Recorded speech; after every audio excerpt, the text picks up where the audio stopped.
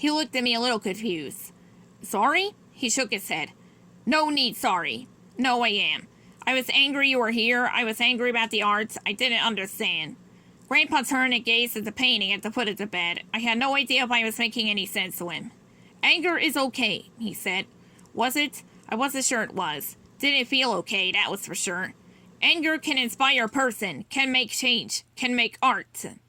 He reached out and touched the painting, just the tips of his fingers, but I was shocked. Who just touched the painting? Passion.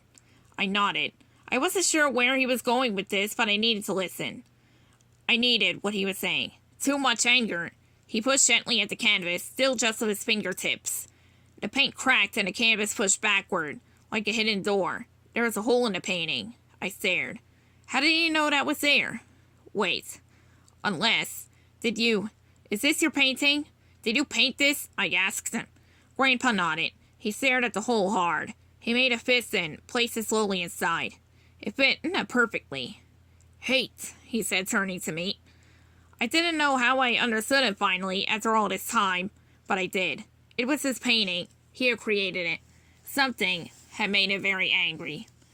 He had tried to destroy it. Grandpa smiled again at me and turned back to the painting. Carefully pulling out his hand, he delicately took the edge of the broken canvas between his two fingers and pulled the loose piece slowly back into place.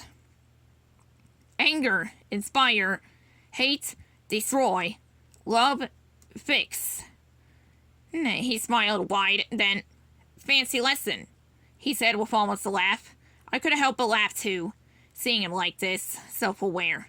I wondered what his thoughts were like. Were they like mine? All over the place and confused? Commenting on everything? Had they maybe been like that and now they were calm?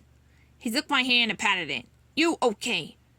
That I didn't think was true, but maybe I would be. Maybe I would be okay. Grandpa gave me one more smile and pat on the hand before he let go. He stood up, gave me one last look, and with a satisfied nod, left the room. Saying goodbye is hard, especially when you don't know when you'll see someone again. If you ever will. Saying goodbye to Pa felt impossible.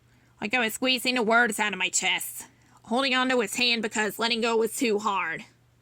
But now I know something worse. Not getting to say goodbye at all.